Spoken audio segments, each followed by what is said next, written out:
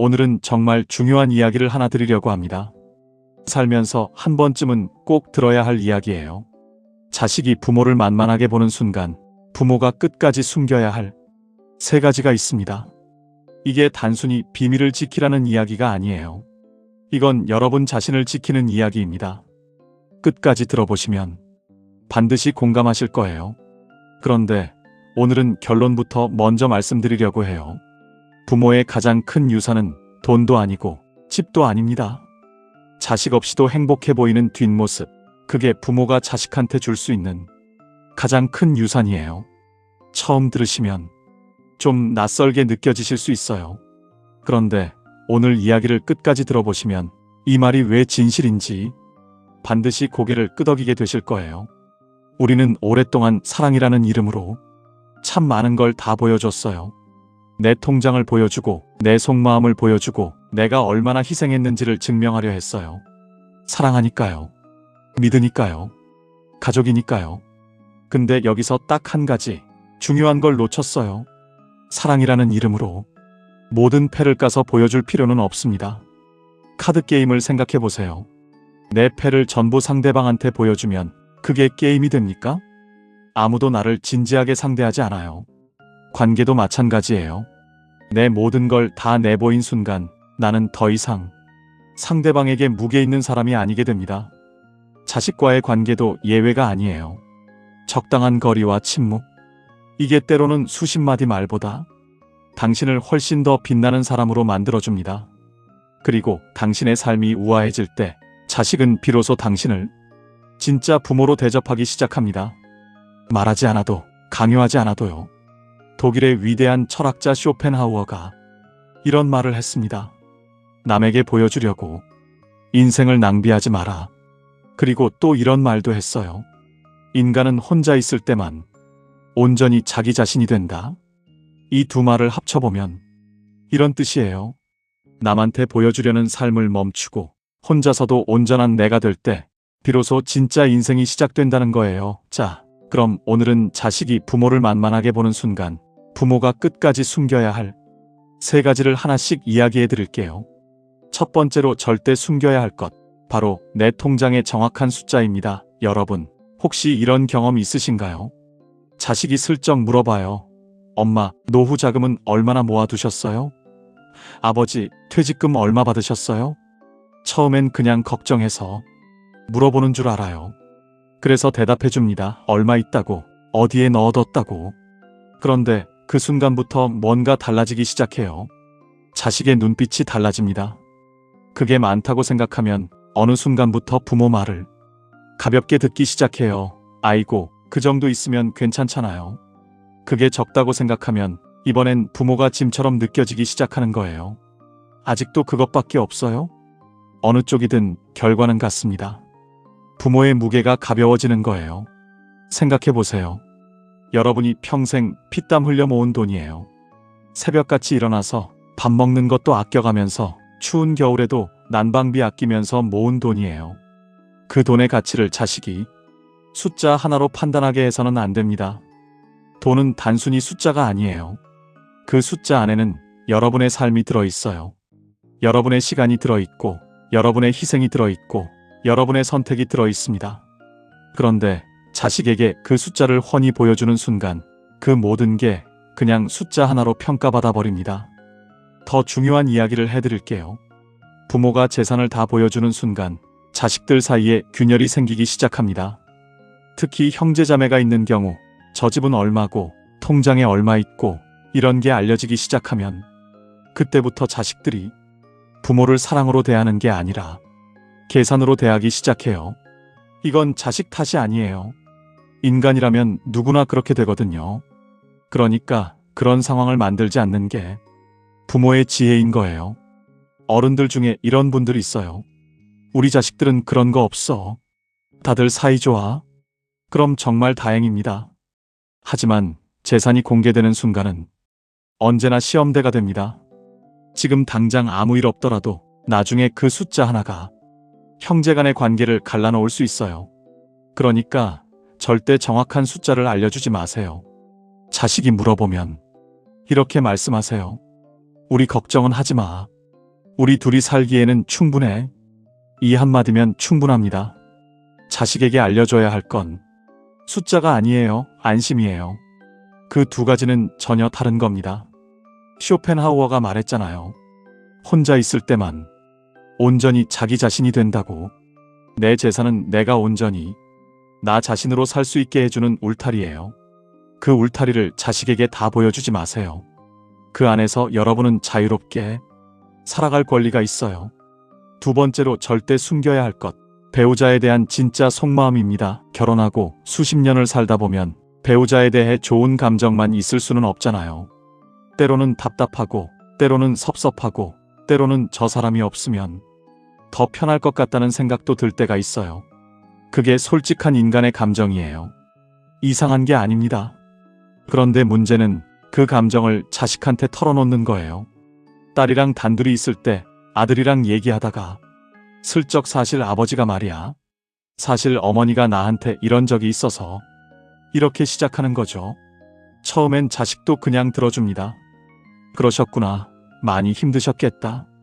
공감도 해줘요. 그런데 그 순간부터 자식의 마음속에 씨앗 하나가 심어지는 거예요. 아버지에 대한 부정적인 이미지, 어머니에 대한 불신. 그게 한번 심어지면 쉽게 뽑히질 않아요. 나중에 부모가 화해를 했어도, 나중에 괜찮아졌어도 자식 마음속에는 그 이야기가 남아있어요. 그래도 아버지가 그런 적이 있잖아. 어머니가 예전에 그런 말씀하셨잖아. 그러면서 자식이 부모 중 한 명 편을 들기 시작해요. 가족 안에 편 가르기가 생기는 거예요. 더 심각한 건 이겁니다.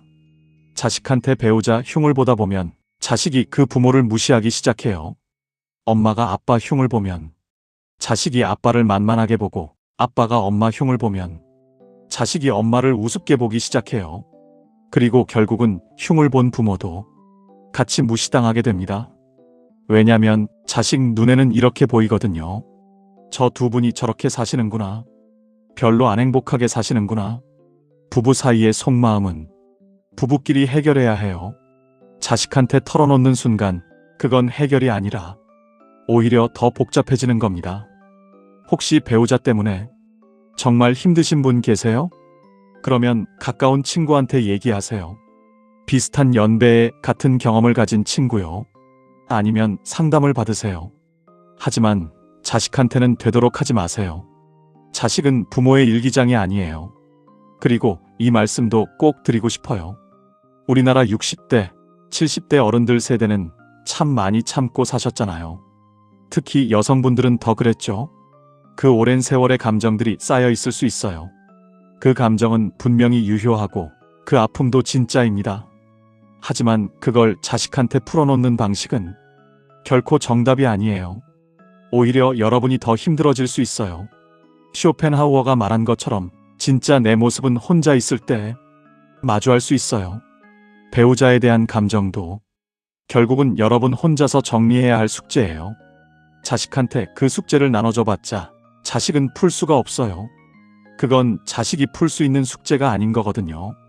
그러니까 속마음은 깊이 간직하세요. 특히 배우자에 대한 불만과 섭섭함은 부부 사이에서 해결하거나 정 안 되면 전문가의 도움을 받으세요. 자식한테 내비치는 순간 여러분도 모르는 사이에 가족 전체가 흔들리기 시작합니다. 세 번째로 절대 숨겨야 할 것. 바로 내가 너를 어떻게 키웠는데라는 그 마음입니다. 이게 세 번째라고 말씀드렸지만 사실 이게 제일 가슴 아픈 이야기일 수 있어요. 왜냐면 이건 사실이거든요. 부모가 자식을 키우면서 정말 얼마나 많은 걸 쏟아부었는지 자식들은 절대 몰라요. 젊은 시절에는 더더욱 모릅니다. 여러분 떠올려 보세요. 자식이 아팠을 때 밤새 옆에 앉아있던 기억. 자식 학원비 때문에 자신의 외투 한 번 제대로 못 사본 기억. 자식이 대학 합격했을 때 혼자 몰래 울었던 기억. 자식 결혼시키면서 전세금 보태줬던 기억. 이 모든 게 다 진짜예요. 그리고 그 마음이 서러울 때 자식한테 한마디 하고 싶은 거, 그건 너무나 당연한 감정이에요. 내가 너를 어떻게 키웠는데 어떻게 나한테 이럴 수 있어? 이 말이 입 밖으로 나오는 순간 어떤 일이 벌어지는지 아세요? 자식한테는 이 말이 공격으로 들립니다. 고마움의 표현이 아니라 빚을 갚으라는 청구서로 들리는 거예요. 그 얘기 또 하시네. 키워주신 건 감사한데 그게 저한테 이러셔도 된다는 이유가 되나요? 이렇게 되받아치는 자식도 있어요. 그 순간 부모 가슴은 두 번 아파집니다. 처음엔 자식 때문에 아프고 두 번째엔 내 진심이 통하지 않아서 또 아픈 거예요. 이 말이 나오는 이유가 뭔지 아세요? 인정받고 싶어서예요. 지금껏 내가 얼마나 애썼는지, 얼마나 희생했는지 그걸 누군가가 알아줬으면 하는 거예요. 그 마음은 정말 아름다운 마음이에요. 근데 자식한테서 그 인정을 받으려고 하면 대부분 실망하게 되어 있어요. 왜냐면 자식은 아직 부모가 된 경험이 없거나 혹은 자기 살기도 바쁜 사람이에요. 그 사람한테 내가 너를 어떻게 키웠는지 알아? 하고 물어봐야 제대로 된 답을 듣기가 어렵습니다. 그 감사함을 자식이 온전히 느끼는 건 자식이 직접 부모가 돼봤을 때예요. 그 전까지는 아무리 말해줘도 피부로 느끼기 어렵습니다. 그러면 어떻게 해야 하냐고요? 그 마음을 조용히 자기 자신한테 인정해주세요. 나 정말 잘 키웠어. 나 정말 애 많이 썼어. 나 대단한 사람이야. 이걸 자식한테 확인받을 필요가 없어요. 여러분 스스로 알고 계시잖아요. 그 사실은 아무도 빼앗아갈 수 없어요. 그리고 그 마음이 입 밖으로 나오려고 할 때 딱 한 번만 멈추세요. 이 말이 지금 우리 관계에 도움이 될까? 이걸 한 번만 생각해 보세요. 도움이 되면 하세요. 하지만 대부분은 도움이 되지 않아요. 오히려 서로 상처만 남기는 경우가 더 많습니다. 쇼펜하우어의 말처럼 인간은 혼자 있을 때 온전히 자기 자신이 됩니다. 내가 얼마나 좋은 부모였는지를 가장 잘 아는 사람은 자식이 아니에요. 바로 나 자신이에요. 그 진실은 밖에서 인정받지 않아도 내 안에 이미 있어요. 그걸 잊지 마세요. 자, 이제 세 가지를 다 말씀드렸습니다. 정리를 한번 해드릴게요. 첫 번째, 내 통장의 정확한 숫자는 절대 알려주지 마세요. 돈의 액수가 부모의 무게를 결정하게 두지 마세요. 여러분은 숫자로 환산될 수 없는 사람이에요. 자식한테 필요한 건 숫자가 아니라 안심이에요. 우리는 괜찮아라는 그 한마디면 충분합니다. 두 번째, 배우자에 대한 진짜 속마음은 자식한테 털어놓지 마세요. 부부 사이의 감정은 부부가 해결해야 해요. 자식한테 말하는 순간 자식은 판사가 되고 가족은 법정이 됩니다. 그 감정은 소중하지만 털어놓을 곳을 잘 골라야 합니다. 세 번째, 내가 너를 어떻게 키웠는데 라는 말은 되도록 삼키세요. 그 말 뒤에 있는 진짜 감정은 인정받고 싶은 마음이에요. 하지만 그 인정은 자식한테서 받는 게 아니에요. 내가 나를 인정해주는 것에서 시작됩니다. 여러분은 이미 충분히 잘하셨어요. 쇼펜하우어가 말했습니다. 인간은 혼자 있을 때만 온전히 자기 자신이 된다고. 이 말의 진짜 뜻은 우리가 누군가의 부모이기 이전에, 누군가의 배우자이기 이전에 우리 자신으로 설 수 있어야 한다는 거예요. 자식에게 다 보여주고 다 털어놓고 다 기대는 것, 그게 때로는 오히려 여러분을 더 약하게 만들 수 있어요. 강한 부모가 강한 자식을 만듭니다. 그리고 강한 부모는 자기 자신을 지킬 줄 아는 부모예요.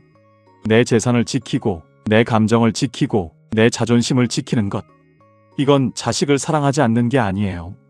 오히려 자식을 더 잘 사랑하기 위한 준비입니다. 여러분이 건강하게, 당당하게 자기 자신으로 사는 모습, 그 자체가 자식한테 가장 큰 가르침이에요. 말로 가르치는 게 아니라 사는 모습으로 가르치는 거예요. 그게 진짜 부모의 힘입니다. 오늘 이 이야기가 조금이라도 위로가 되셨으면 좋겠어요. 살면서 정말 많이 애쓰셨잖아요. 그 수고, 그 희생, 그 사랑 다 알고 있어요. 그리고 그만큼 여러분은 자기 자신을 지킬 자격이 있는 분들이에요. 이 영상이 도움이 되셨다면 구독과 좋아요 꼭 눌러주세요. 여러분의 구독과 좋아요 하나하나가 이런 이야기를 더 많이 만들 수 있는 힘이 됩니다. 그리고 주변에 이런 이야기가 필요한 분이 계시다면 꼭 공유도 해주세요. 오늘도 건강하고 행복하게 지내세요. 감사합니다.